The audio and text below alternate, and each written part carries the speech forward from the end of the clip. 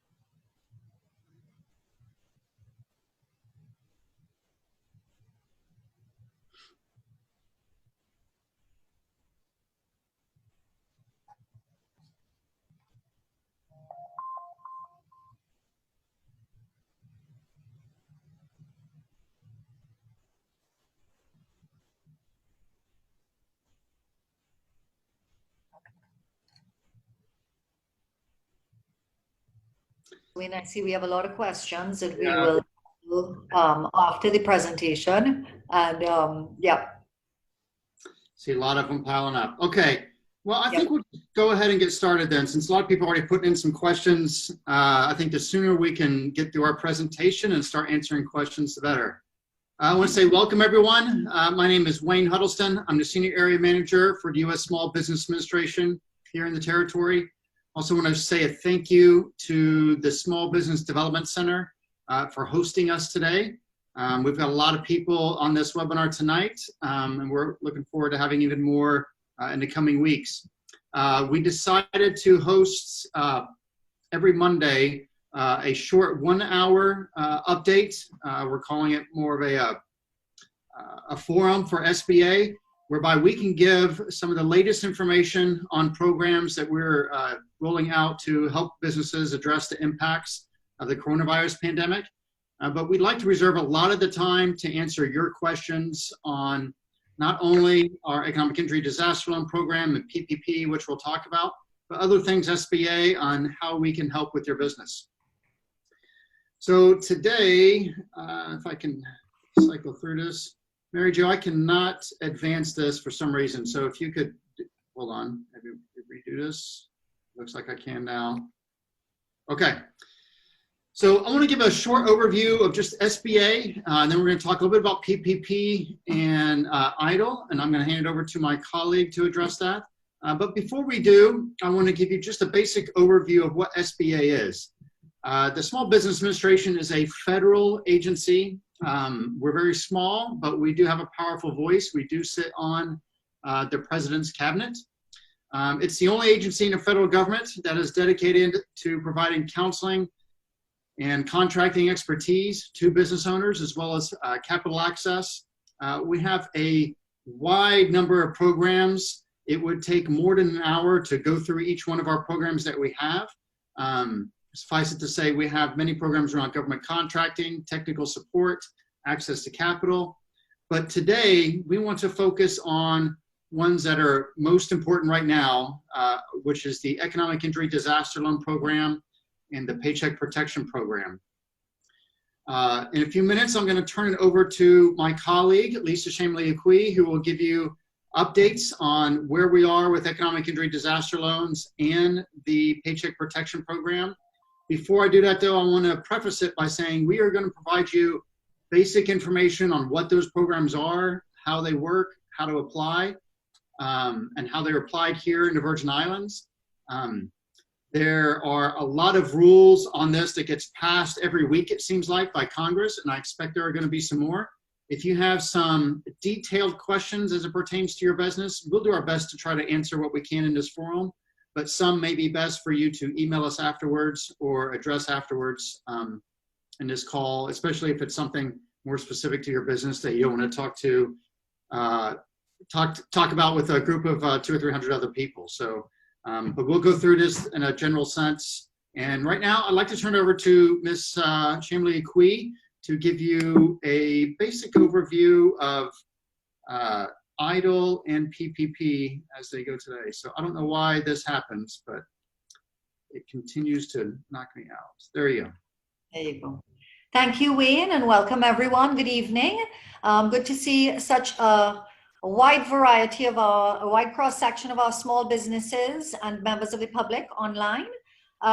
In this slide, we just see the various differences between the Paycheck Protection Program and how it's structured against the Economic Injury Disaster Loan, the EIDL. So I'm going to call them the PPP and the EIDL loan. The PPP is the one that there is a little bit of urgency in terms of those who have not yet applied, because those funds are available only until June 30th, 2020, or until funds run out. Just from the trends that we have seen over the last week, there is, unless something major happens, we do not expect funds to be depleted, but the earlier you apply, the better. So before June 30th, and you're applying through any one of the lenders in the territory, or if you have a primary relationship with an online or stateside bank, that's who you're going through for the Paycheck Protection Loan.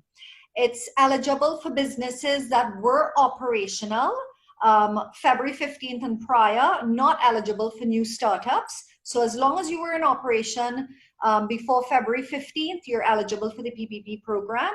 The loan amount, it caps per business at $10 million, and it's a fixed formula. They take your payroll, your annual payroll, divided by 12 to get a monthly fee, and then they multiply it by 2.5. And 2.5 gives 8 weeks of payroll plus a bit more. And that was the original formula, and that's the formula that remains to this date.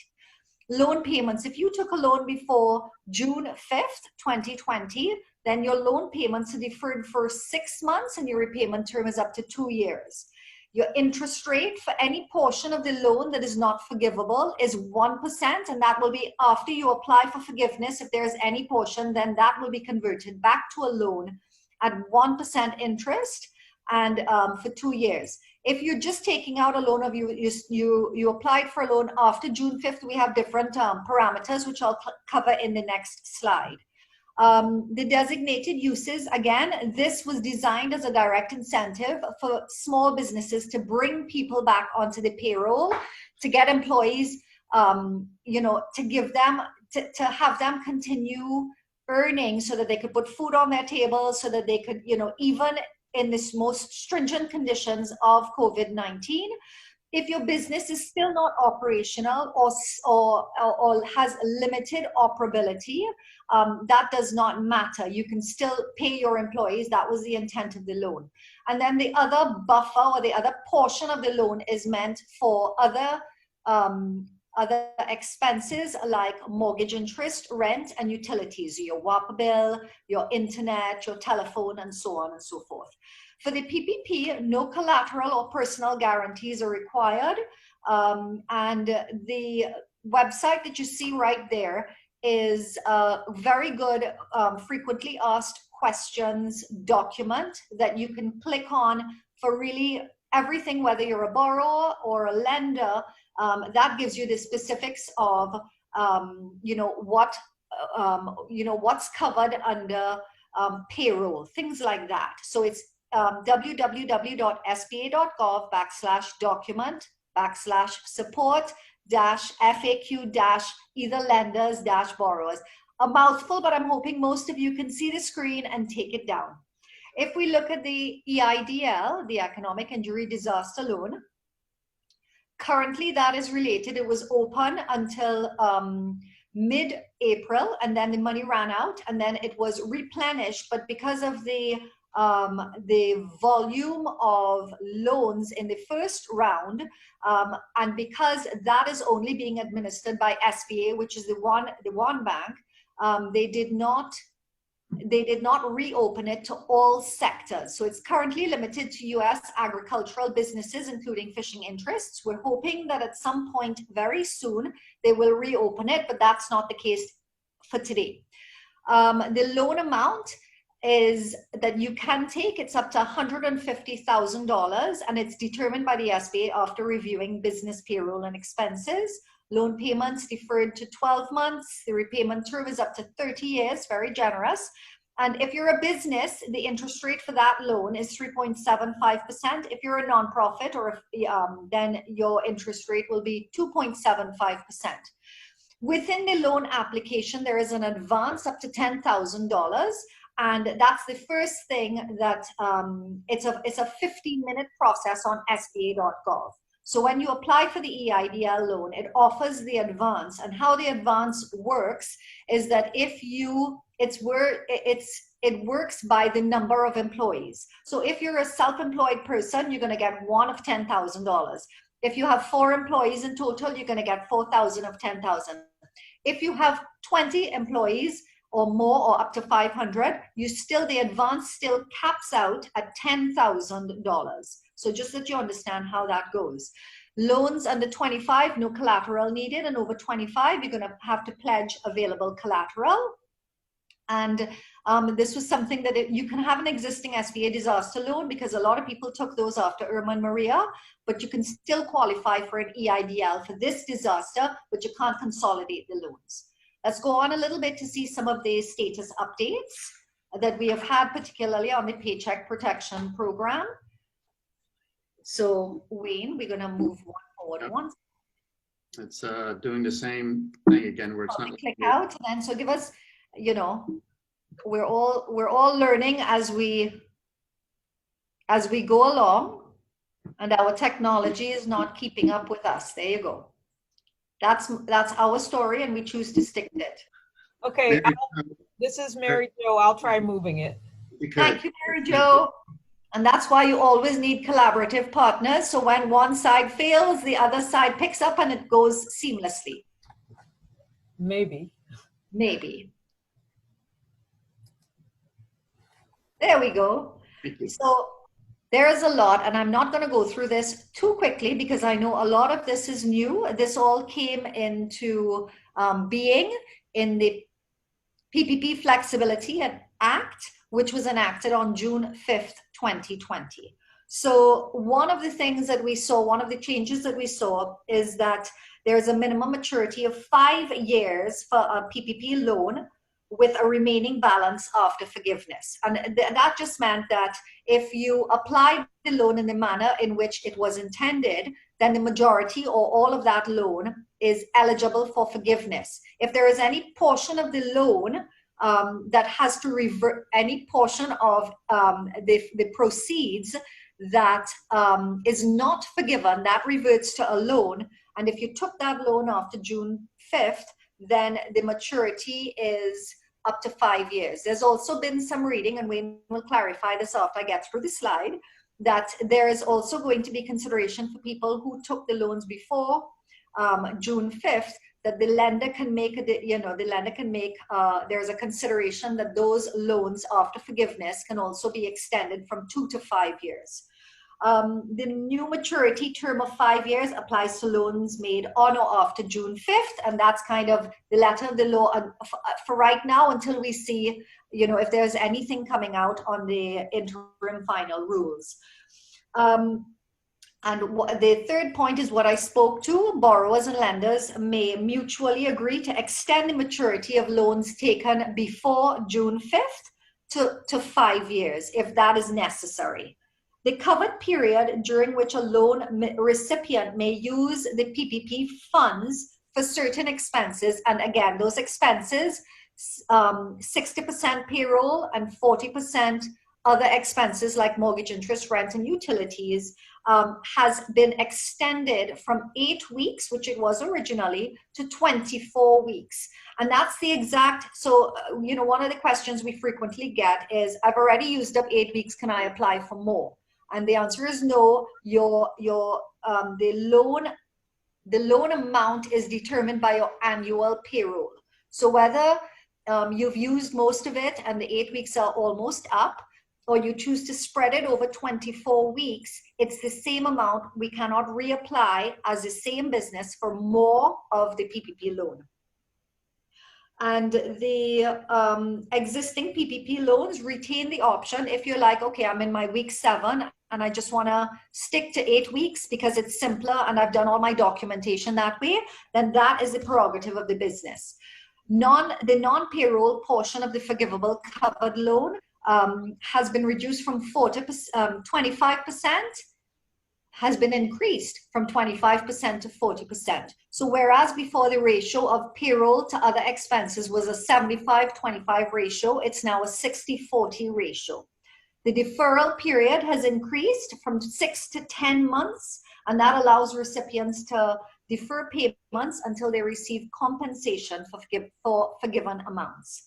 And the recipients who choose not to apply for forgiveness, they will have 10 months from the program's expiration to begin making payments. So that's what that 10 months is about. Some of the other safe harbors that we are seeing in the Flexibility Act is it extends the period in which an employer may rehire or eliminate a reduction in unemployment. So, as long as you rehired by June 30th, then you were within the guidelines. I think that has been extended to December for rehiring of employees. And then also people have not been able to rehire at the level that they were before February 15th for a number of reasons, for operational reasons or for limitations placed on the businesses because of the COVID restrictions, placed by the government in terms of your business can only operate at 50% capacity and so on and so forth. Or if you lost an employee and you could not find someone with the same skill set within that time, there are more safe harbors in place for forgiveness with those taking into consideration those kinds of factions. So the other changes that we've seen is that the Flexibility Act eliminates the provision that makes a PPP loan recipient who has that kind of indebtedness forgiven ineligible to defer payroll tax payments. And Wayne, I'm going to turn that over to you for a little bit more clarification when I'm done. The last 2 bullet points are around felonies or felons participating in the program. For non-financial felonies, the eligibility look back is, so if let's just say you committed a non-financial felony, initially they would look back for 5 years and then you weren't eligible. So now they're just looking back 1 year to give, I guess, more people the opportunity. But for felonies that are of financial nature involving fraud, bribery, embezzlement, or a false statement in a loan application, that look back period remains 5 years. For eligibility to the PPP. I'm going to pause there before we go on to the updates in the EIDL and let Wayne feed in with some of his understanding of what's going on in the Flexibility Act, because it's not, as he said, it's not the be it all and end all. This is not every T and every I dotted. Sure. Thank you, Lisa. You did a fantastic job covering those. I'm going to just touch upon a few things, but I'm going to preface it by saying there have been a lot of changes, as many of you have watched, since the very beginning of this program. The emphasis was on speed back in April to get the first CARES Act passed. And there have been a number of updates since, and each time it gets a little bit more complex and there's a lot more things to think about. So we're giving you the basic information, the highlights as we've seen them and we've been showed. However, we're not counsel for SBA. We're not Department of Treasury experts on everything. So a lot of these details, it's our understanding of the law as it's written, but what I or Lisa say is not what you take to the bank and say, well, Wayne said or Lisa said. We're going to give you the information as we see it and we understand it, and 99%, if not all of it, of what we tell you is exactly how it's going to be perceived, but a lot of details about how some of these can be worked out. We are not the ones who interpret law on behalf of the federal government. We are just telling you how these laws are coming out and how they're interpreted as we see them.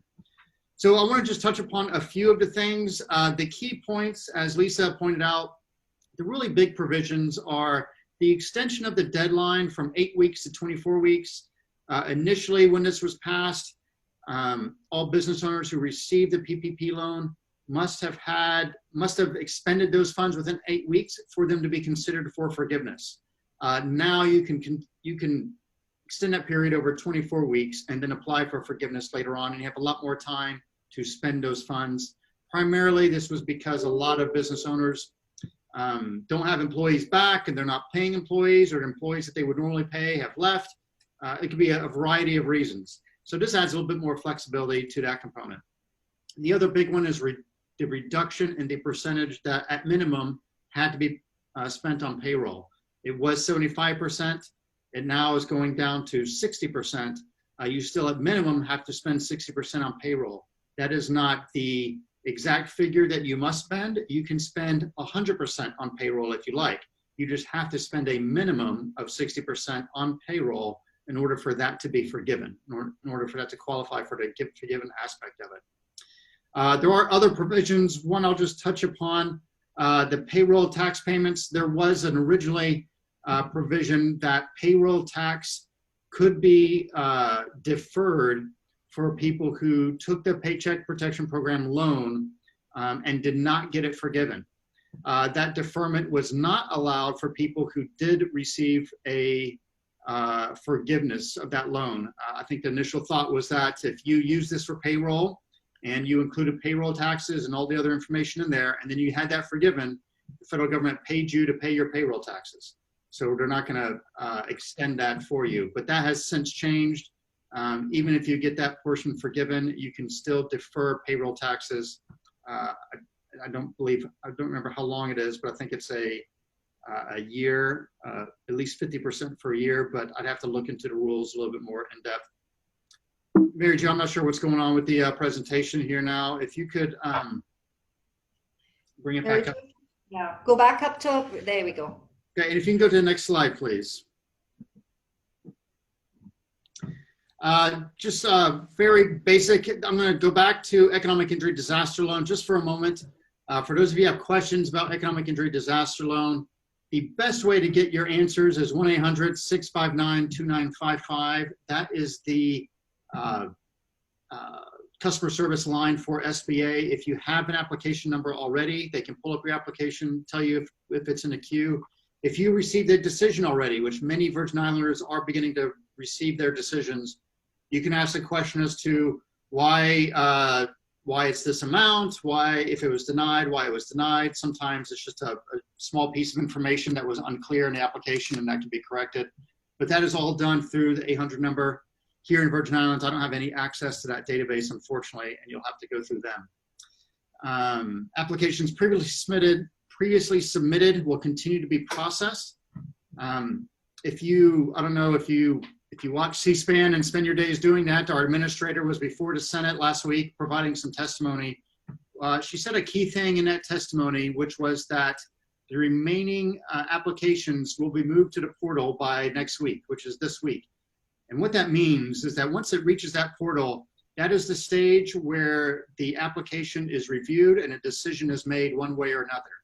So I anticipate that everyone who has applied for an economic injury disaster loan up till now should receive their decision either by the end of this week or early next week at the latest.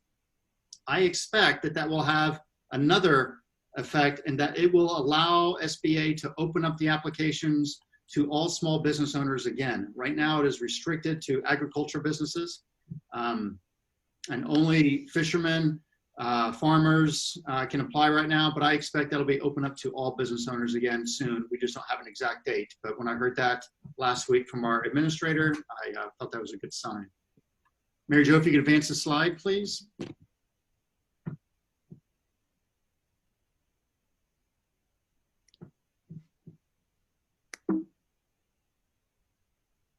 There we go. Thank you. So I want to give you just a basic rundown of the numbers. Mary Jo, if you can go back just one slide, please. There we go. Okay, so just to give you some perspective of the numbers, nationwide, I have it over here. I'm not sure, Mary Jo, why it continues to advance, but nationwide, as of June 12th, there have been 4.6 million PPP loans approved at a little over $512 billion. To give you some perspective, nationwide in a typical year, we're approving around $20 billion worth of loans. So just in the past 2 months, we've been able to process under our guarantee program about 20 to 25 years worth of loans that's done in a normal year. Here in the Virgin Islands, we've had over 1,500 loans approved for almost $120 million. That's just the PPP portion. There is a lot that remains. So there's over $100 billion that is out there that is available. So I don't anticipate that that's going to disappear anytime soon.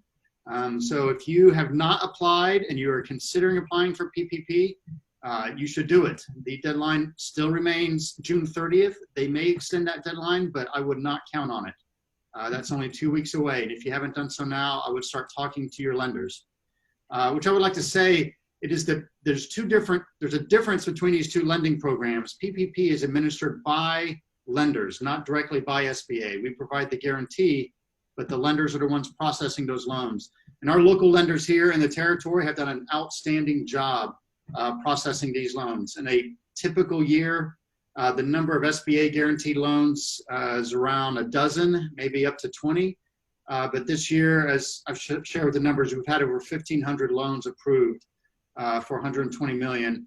That is just an astounding number. That's more. We've actually done more in the past 2 months of guaranteed loans in the territory through our lenders than the lenders had done in the history of SBA prior. So it's just an amazing job that they've been doing. I know they've been working day and night and on the weekends to push these through. Wait, yes? Sorry, go ahead.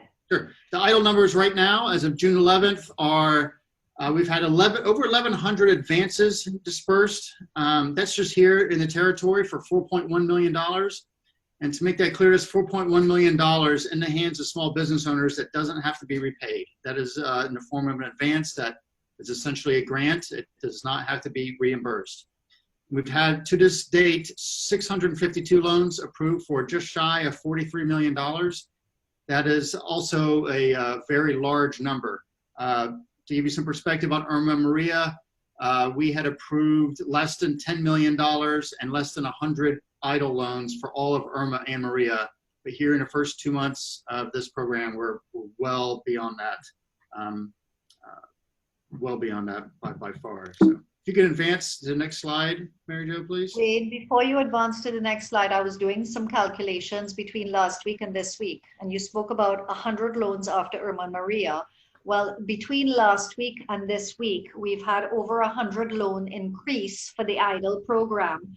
And it's moved up from 36.7 to 42.9. And again, for the PPP, we've had 80 new businesses get approved loans in the USVI. Just in this past week, our numbers went from 1,469 to 1,548. And so the approved loan amounts increased by 2.6 million in 1 week alone. So people are taking advantage of them, and we continue to encourage you to. Right, thank you. Next slide, Mary Jo, please. There we go, thank you. This is not an EIDL or PPP program, but as I said, we have a ton of different programs we do at SBA, so I just wanted to share this one with you. This is a training program that is being offered through our headquarters. It's being contracted through another entity that provides what we call 7J program for members of what are called our AA contracting program. So I'm not going to get into the details of what 8A and 7J is, but I will tell you that this is a restricted program that is restricted across the country to specifically what we call 8A firms, which requires a lot of documentation and certification process to obtain. They have access to this training. However, we are able to get access to this training for all Virgin Island businesses right now under our 7J program. This information is shared with SBDC. They can share that link. The two training programs that they have going on right now is one called Responding to the Immediate Crisis and one called Staying Afloat Through the National Crisis, which is to help businesses kind of address not only just what's going on with PPP and EIDL, but how to address your operations as a business to help survive and get through this and hopefully emerge intact, if not stronger, when all this was over. These are free of charge and they're available to the Virgin Island, all Virgin Island businesses. No place in the territory, or, I'm sorry, no place in the country can offer this program to all businesses in their area. But here we have that special permission. So if you are interested, you can visit this link above. Unfortunately, I cannot click on it, but we will share it in the chat and we can share a flyer with you through SBDC. So you can go through the next slide, please, Mary Jo.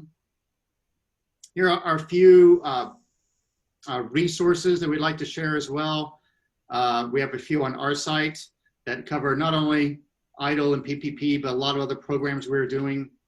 If you want to read through the government language that governs PPP, you can do that through the Treasury site. They post every interim final rule, every fact sheet, every application form, everything related to PPP, U.S. Treasury posts on their site as well, so you can read them there.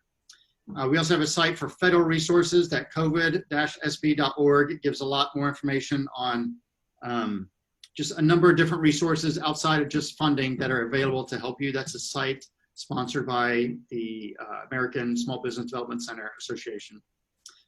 And then we have Virgin Island SBDC site. As I mentioned, we post a lot of, we don't post, but we ask our SBDC to post information for SBA on their site, and you can receive a lot of updates through that.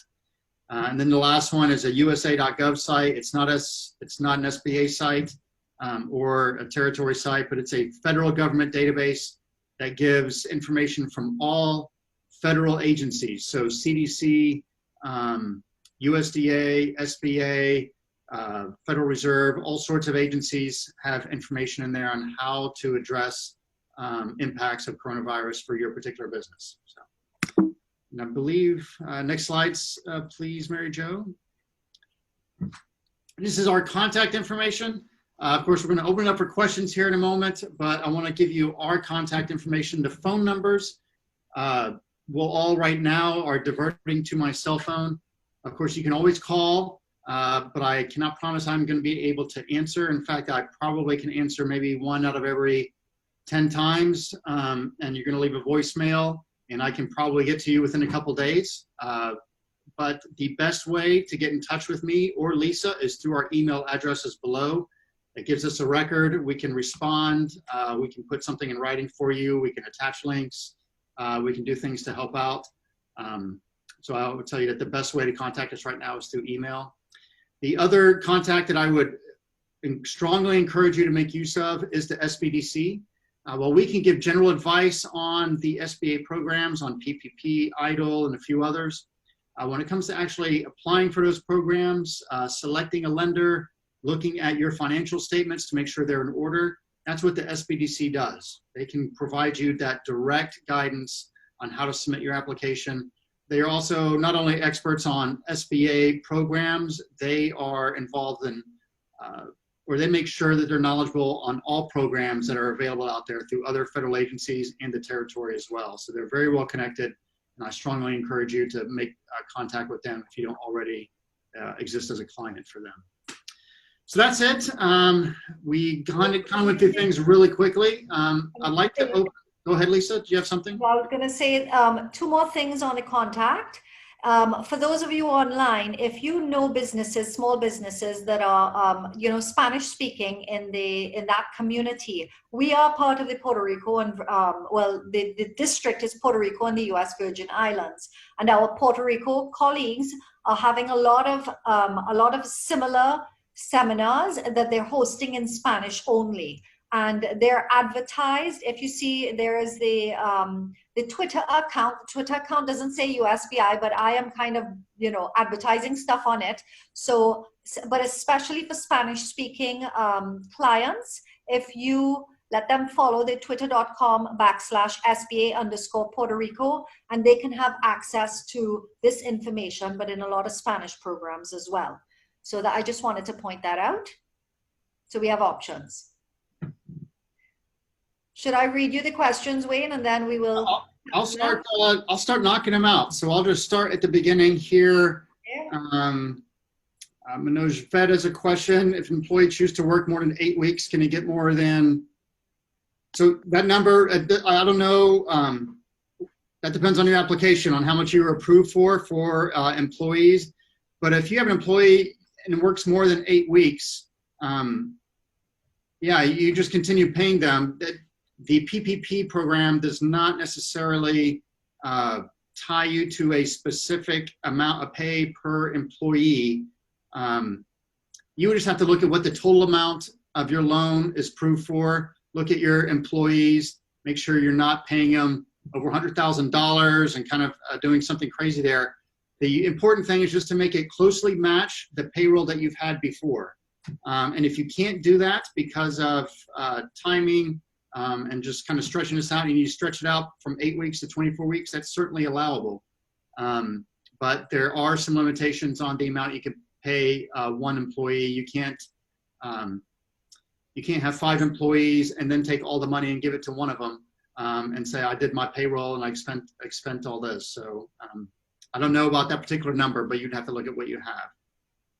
When to submit a 7A package for an existing business to purchase in the USVI. You can do that at any time. Each of the 5 big lenders here in the territory can process a regular 7A loan. And for everyone that's out there, a 7A is just what we call our standard guarantee program. You can submit that at any time through a local lender, or if you have a lender stateside that is willing to process that guarantee for you. I can tell you a lot of lenders are overwhelmed right now with PPP, but as we get through this, they are certainly eligible to do other loans as well. So I wouldn't wait on something like that, short answer. The name changes to only agriculture, not now. We expect, hopefully, within the next couple of weeks that will be opened up. Looks like I have a few questions here related to payroll. You want to know about payroll taxes? How do we go about doing so? Not sure about the question here. I would if you want to dig into the payroll question, I would read the details of the Flexibility Act and go into what that means for you. So I'm not sure what the question is. So I would go into the Payroll Protection Flexibility Act regarding payroll, or ask your lender about that. They can provide that detailed question. Some more questions in that string are: staff members moved away. You can hire an additional person. The PPP is not tied to a specific name on your payroll. It's tied to the position. So if someone moved away and you need to rehire, you can go ahead and do that. People call out sick, you just handle that as you would any normal payroll. Any additional PPP grant funds available? There are no additional funds, at least not through SBA at this time.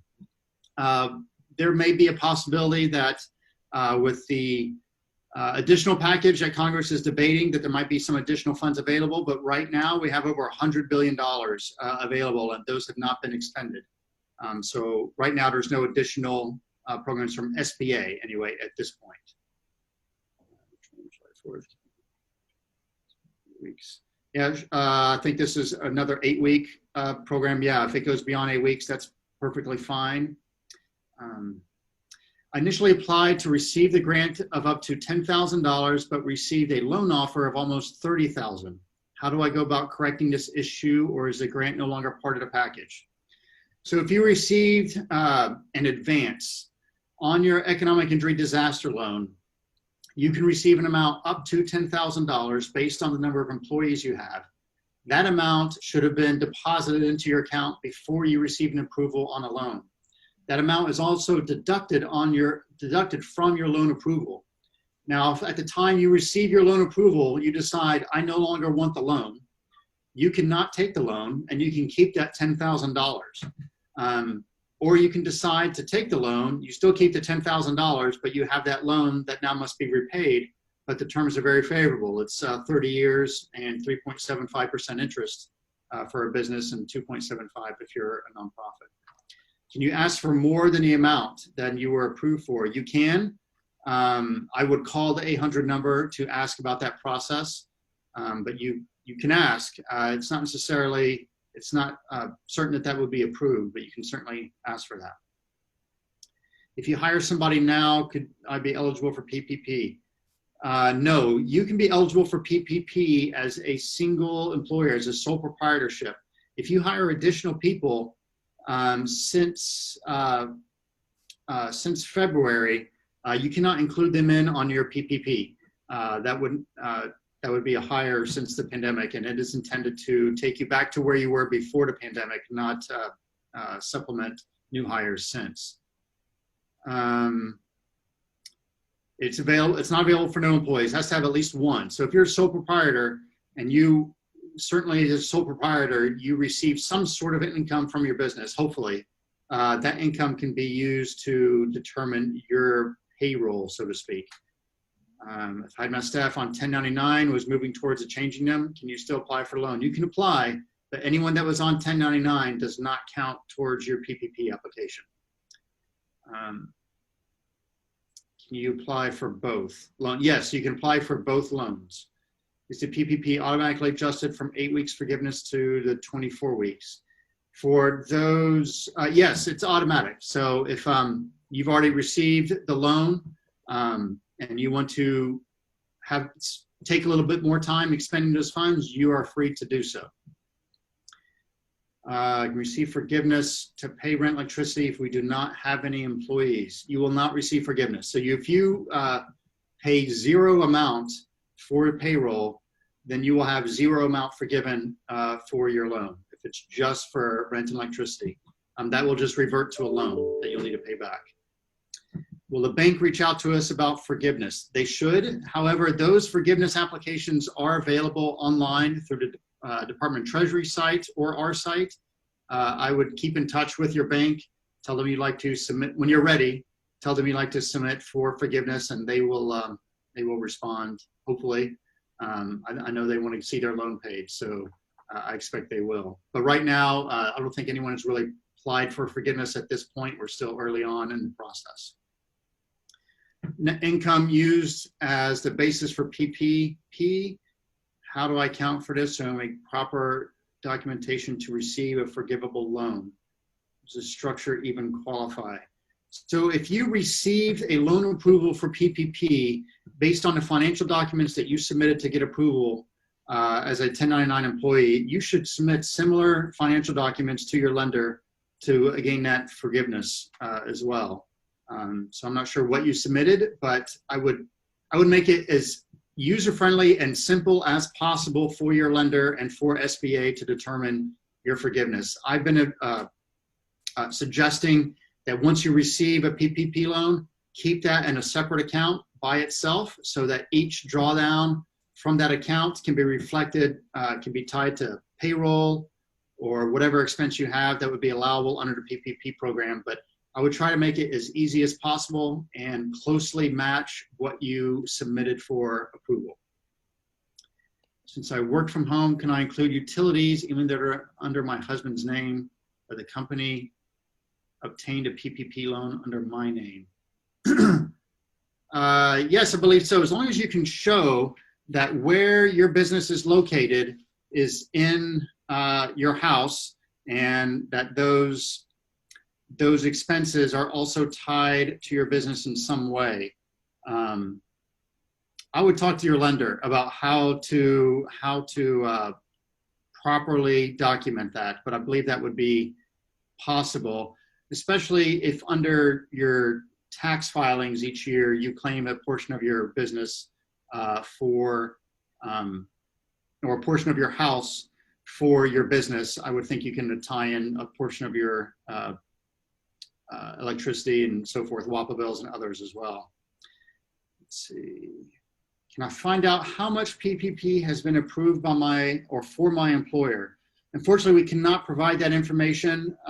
Secretary Mnuchin in Treasury has made it clear at this point we are not to provide information on those that have been approved. You can ask your employer and hopefully they will tell you, but right now we are not eligible to provide that information to the public at this time. I would like to start a new business. Where can I apply through SBA for financing? If you were starting a new business, SBA does not provide a loan directly for new business owners. I suggest you go to the Small Business Development Center, ask to speak to one of their counselors, tell them you're trying to start a new business, and they will help you in the financing process. They are very well connected with lenders. They know what lenders are going to be looking for. They know what lenders need to see in order to get to a loan approval, and they can help you in that process. Can we include paycheck processing fees? Yes, if that's part of your payroll expenses, you can include that in your PPP expenses. Who are the lenders in the Virgin Islands? For PPP, it is Oriental, First Bank, Banco Popular, Merchants Bank over on St. Thomas, and Bank of St. Croix over on St. Croix. All 5 of those lenders are doing an outstanding job of processing PPP loans. So those are the ones here in the territory. There are approximately 30 other lenders outside the territory who have processed PPP loans for Virgin Island businesses. A full listing of every lender who has to date processed a PPP loan for a Virgin Island business is available on SBA.gov at our Payroll Protection Program site. You can get that full listing for all of them. Virgin Island not listed. Virgin Island is listed on our site, so it gives a listing of all banks by state and territory. So just scroll down, you'll see VI, and you'll see approximately 30 or so businesses. Let's see. I'm trying to go through these as fast as possible. Lisa, if you have a few you want to take, I don't want to monopolize all of them real quick. I'm just going really quickly. If you want to take a couple of these, and then I'll scan for some other ones.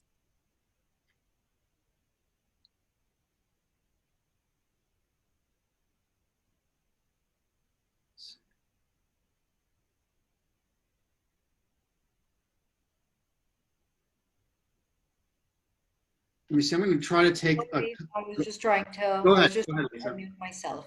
Go ahead.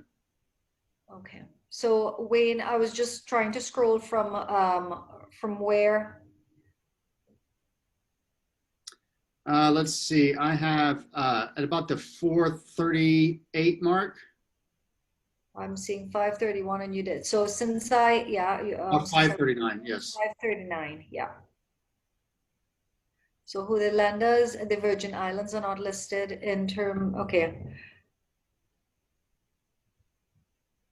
Yes, the Virgin Islands are listed in the, it's under the VI. I think you applied for that. Yes, you can apply for both loans and be approved. John, we received a PPP loan, but 100% went towards payroll. Did you cover that one, 540? And expenses in 5.5 weeks because we had company growth early this year, and that was not in the original program calculation parameters. Is there a way to get a revised or second loan for the other 2.5 weeks so that we can have coverage for the full 8 weeks? Wayne, for the PPP, I don't think that you can go back because that formula was based on 12 months prior to February 15th divided by 12 multiplied by 2.5. So if you experienced a growth surge within the time after COVID, good for you, but unfortunately it was based on 2019 numbers. So I think that's where it caps for your application. Sorry, I'm scrolling very quickly. All right, let folks know that when they sign up, okay, choose the Puerto Rico district, Puerto Rico SBA district. when you sign up for the 7J loans to choose the Puerto Rico district, the Puerto Rico SBA district. That includes the US Virgin Islands. The fact that they didn't list us, well, we'll just have to pick that up internally. Miguel, it says, I received an amount on a loan for disaster, loan for 30 years. This was, okay, so I'm thinking there's some specifics on that loan.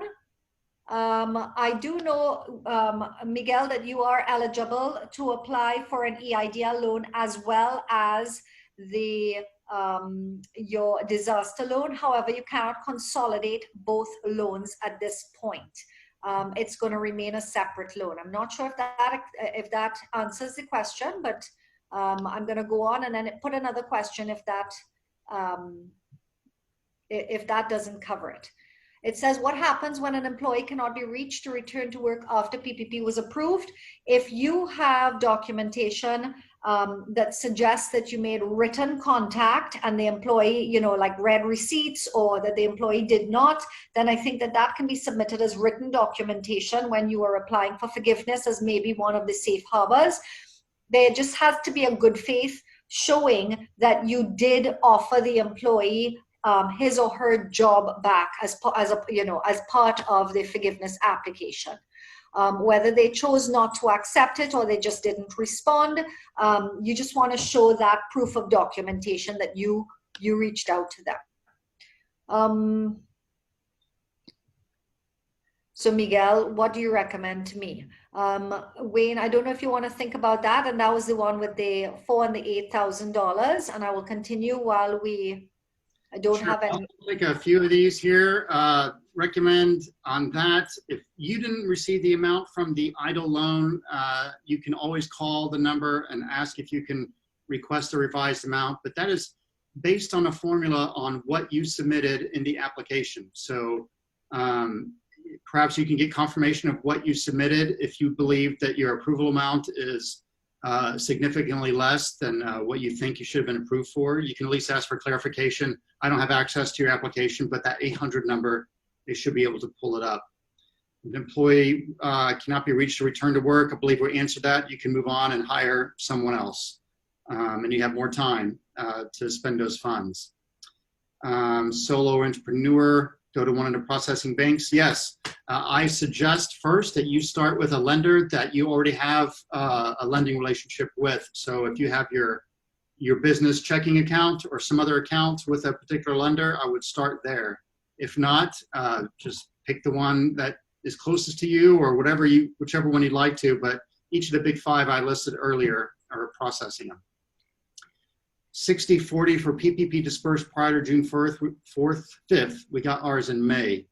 So yes, that 60/40 applies regardless of when you received your approval on your loan. You can, going forward, you have to spend at least 60% on payroll during the forgiveness process, regardless of when that loan was approved.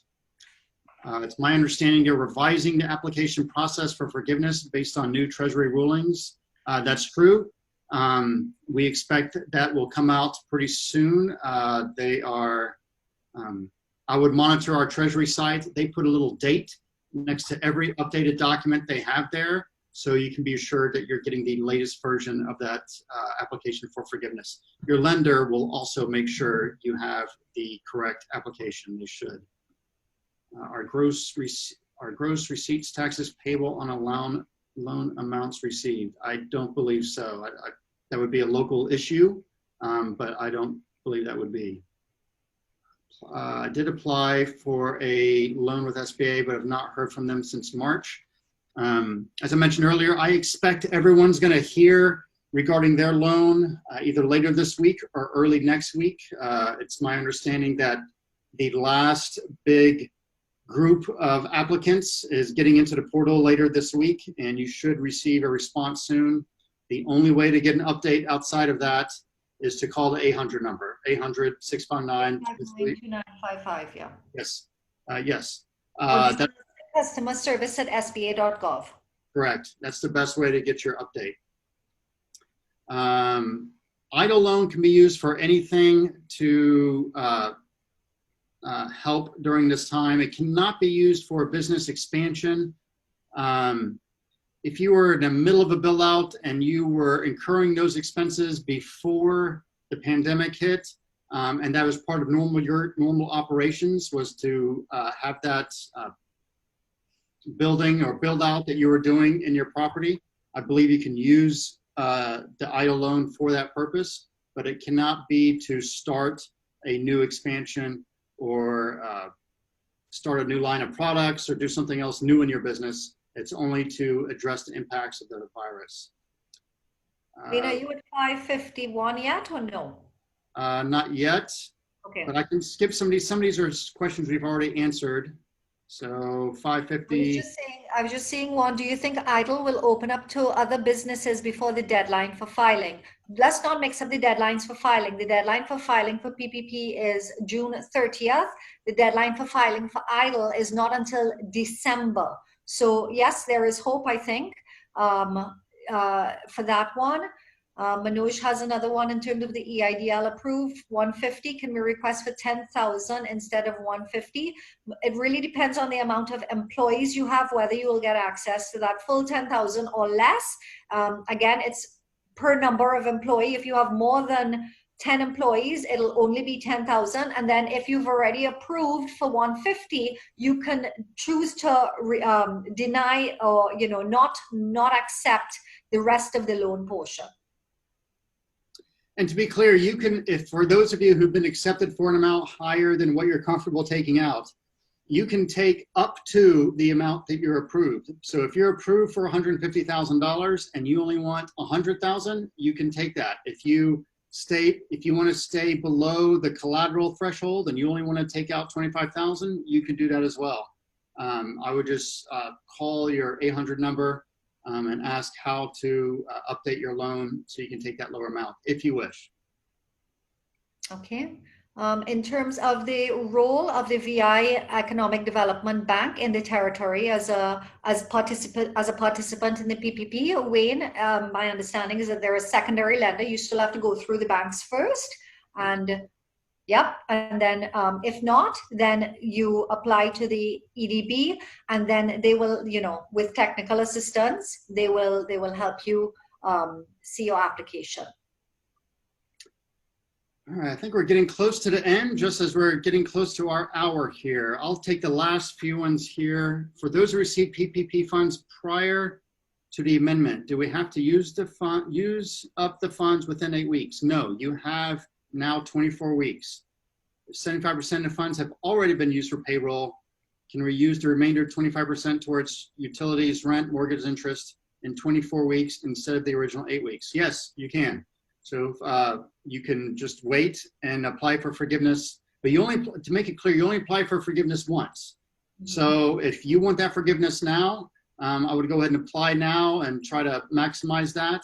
But and like I said, if you want to, for instance, if you're in a situation where you've already spent 75% and you want to spend the other 25% in utilities and rent, I would just, if you're having payroll anyway, you might as well just bump it all the way up to 100% in the PPP funds and just get your full forgiveness, and then you can pay rents and utilities going forward.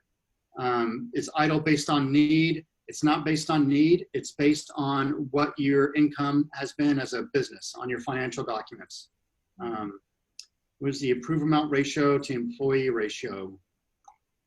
In other words, if you heard you were approved for 300,000, you must have had 15 employees. Is that correct? I do not believe that's correct. I do not think it's based on PPP just on the number of employees. I think it's based on your amount of payroll, and that differs for each business. Slides will be saved by SBDC. And answer a few more here.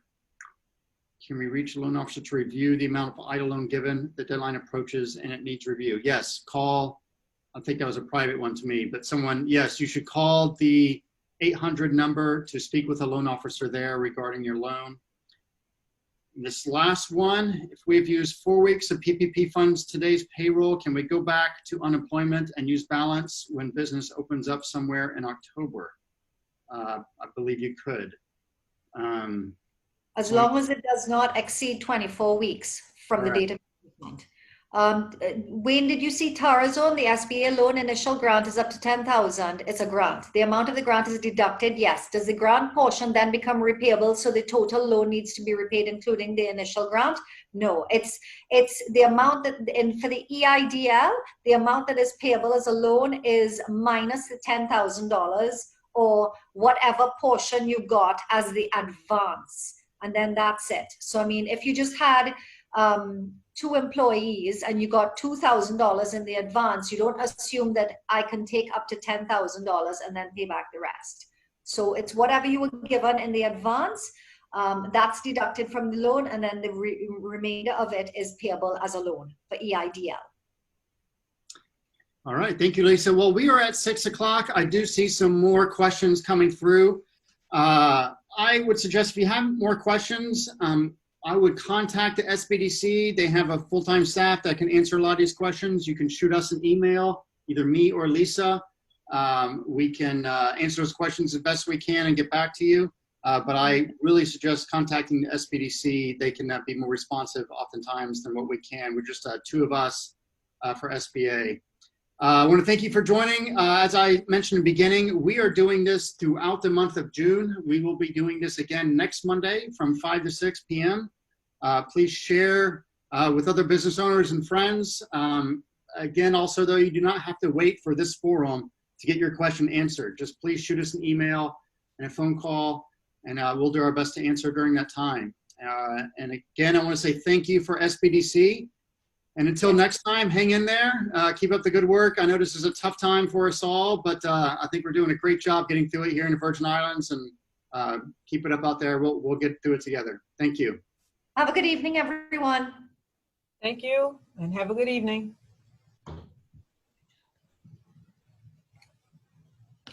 Close this out.